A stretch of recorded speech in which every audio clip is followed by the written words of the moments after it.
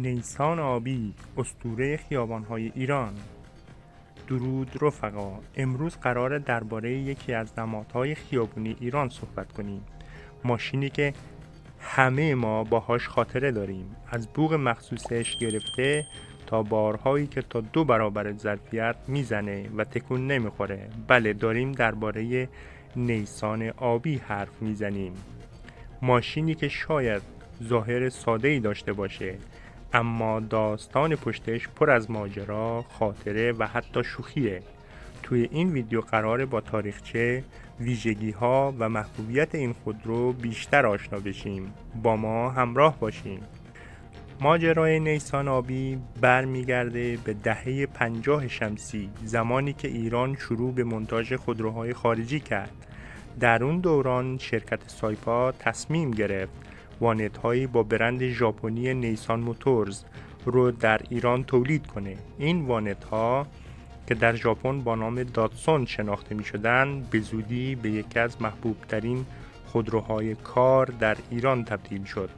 تا قبل از انقلاب این وانت‌ها با نام‌های مختلف تولید می‌شد، اما بعد از انقلاب با توجه به ساده‌سازی تولید، مدل اصلی که ما میشناسیم وارد بازار شد. نیسان جونیور Z24 با رنگ آبی معروفش. شاید براتون سوال پیش اومده باشه که چرا نیسان ها آبی هستند. دلیلش خیلی ساده است. در سالهای اول تولید رنگ پیشفرض کارخانه ها برای نیسان آبی بود و به همین دلیل استفاده گسترده توسط سازمان ها و نهادهای دولتی همون رنگ باقی موند. از طرفی این رنگ آبی روشن در جاده ها بهتر دیده میشه و هزینه رنگ‌آمیزی هم کمتر بود. به مرور نیسان آبی تبدیل به لقب رسمی برای این ماشین شد. نیسان آبی یک وانت سبک با موتوری به نسبت قوی و ساده است.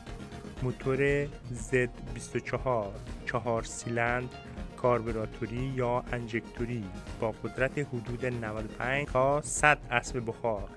اما چیزی که باعث شهرت این ماشین شد تحمل بار بالاشه. این وانت به طور رسمی برای حمل حدود 2 تن طراحی شده، ولی در واقعیت حتی 3 یا 4 تن بار هم میزنه و حرکت میکنه، اونم توی سربالایی. سازوکار ساده، تعمیر راحت و لوازم یدکی فراوان باعث شده مکانیک‌ها عاشق این ماشین باشند. نیسان آبی فقط یک ماشین بارکش نیست، یک نماد فرهنگی توی جامعه ایرانه.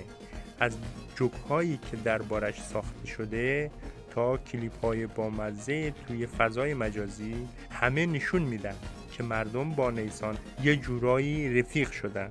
شعارهایی مثل با نیسان آبی همه چی میبرن، نیسان آبی تانک ایرانی. حتی در فیلم ها و سریال ها هم نیسان آبی تبدیل به یه شخصیت شده. حضورش در فیلم نیسان آبی با بازی حسین یاری و مهران غفوری هم نشون میده چقدر این ماشین توی فرهنگ عامه جا افتاده. واقعیت اینه که نیسان آبی با وجود همه خوبی‌هاش از نظر ایمنی نمره خوبی نمیگیره. طراحی قدیمی، نداشتن سیستم‌های ایمنی مثل ایربگ، ترمز ABS یا کنترل پایداری باعث شد که در تصادفات سرنشین‌ها آسیب پذیر باشند. ولی چون قیمتش مناسبه و قطعاتش فراوون، همچنان ازش استفاده میشه. با وجود گذشت بیش از 40 سال، نیسان آبی هنوز هم توسط زامیات تولید میشه. البته نسخه های جدیدتر با امکانات بهتر مثل موتور یورو 5، ترمز دیسکی جلو و گاهی کابین های جدیدتر وارد بازار شدند. با اینکه استانداردهای جدید خودرویی سخت گیرتر شدند، اما به دلیل نیاز بالای بازار به وانت‌های ارزان قیمت، نیسان آبی فعلا از خط تولید حذف نشده.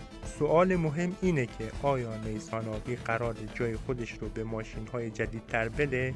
پاسخ اینه که فعلا نه، چون هنوز هیچ جایگزینی به اندازه نیسان آبی مقرون به صرفه قوی و مقابل اعتماد باشه وارد بازار نشده.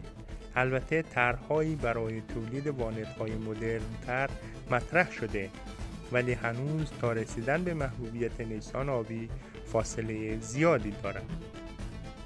نیسان آبی فقط یک وانت نیست، یک اسطوره خیابونیه. ماشینی که با همه سختی‌ها و محدودیت‌ها هنوز هم مثل قهرمان توی جاده‌های ایران میتازه. اگه شما هم با نیسان آبی خاطره‌ای دارید، حتما توی کامنت ها برامون بنویسید. اگه از این ویدیو لذت بردین، لایک کنین، سابسکرایب یادتون نره و زنگوله رو بزنید تا ویدیوهای بعدی رو از دست ندین. تا ویدیوی بعدی، بدرود.